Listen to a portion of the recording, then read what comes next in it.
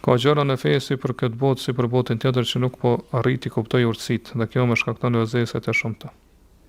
Unë i them vetes që ato janë ashtu se Allah ka thënë, dhe unë i nështrohem gjithashtu, me vinë mendime, se si duket Allahu dhe kjo më shkakton vujtje shumë. Dhe me duket se bëj kufër që mendoj ashtu. Nëse mund është një këshill dhe një sqarim sa është i dëmtuar imani im për shkak këtyre mendimeve. Unë këtë dersën e kaluam në akiden tahawiyya e kumojt rreth kësaj çështje. Ose dersat e kaluara, jo vetëm të fundit. Pra që besimtari do të më nështrua dhe më dorëzu argumenteve të Kuranit dhe Sunetit. Sidomos në çështjet e gajbit, po edhe në çështjet praktike. Po do të më dorëzu edhe çfarë përmendëm edhe gjatë dersit sot. Po janë disa gjëra që mendja nuk mundet mi ka përcy ato me arrit. Nuk mundet mi kalu kufit e vetë me ditë çush janë ato. Pa Allah i ka lënë të fshahta për ne, po këto domthon edhe shfaqet dobia ose rëndësia e besimit në gajb. Po që kjo çështje na dallon neve për jo besimtarëve. Po që nëse besimtarë besojmë në gajbin. Gajbi më i madh që besojnë është vetë Allahu, nga se nuk e kena pa Allahun. Mirë, ne besojnë apo bindshëm. Po ashtu me lekë të Allah subhanahu wa taala, xhennet, shejtanet, xhenetin, xhehenemin. Asnjë këto si kena pa.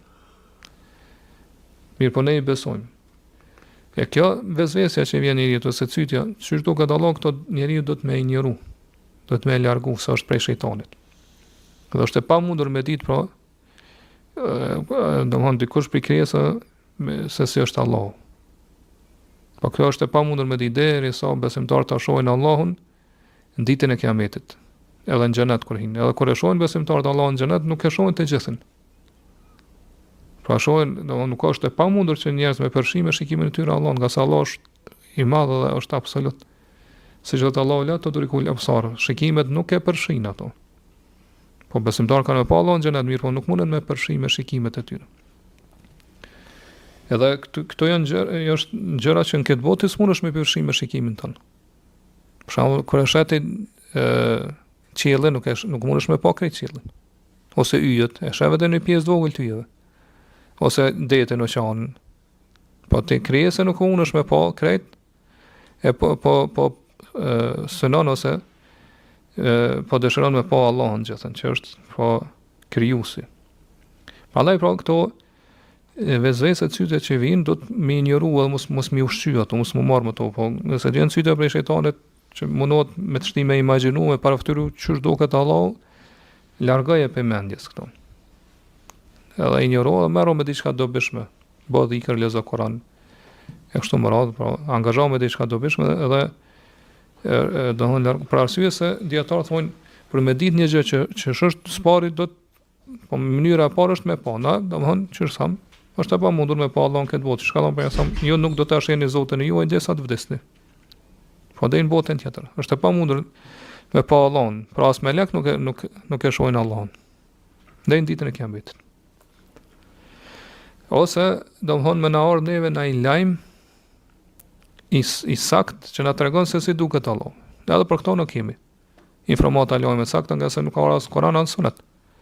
Po nuk ka forma me na tregu se si duket Allahu, cilësitë e tij.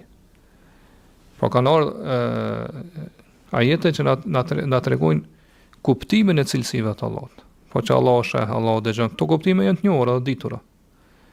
Që Allah është i mëshirshëm, i gjithdijshëm me kështu me radhë.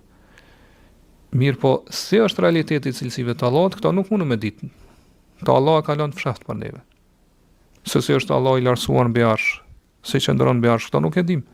Mirë, po ne e kuptojmë çka do të thonë që Allah është mbi arsh. Prandaj po përderisa nuk e kemi pa Allahun, po është e pamundur me pa Allahun. Nuk ka ardhur lajm i sigurt, informata e sigurt me argumente të sakta se si janë cilësitë e Allahut.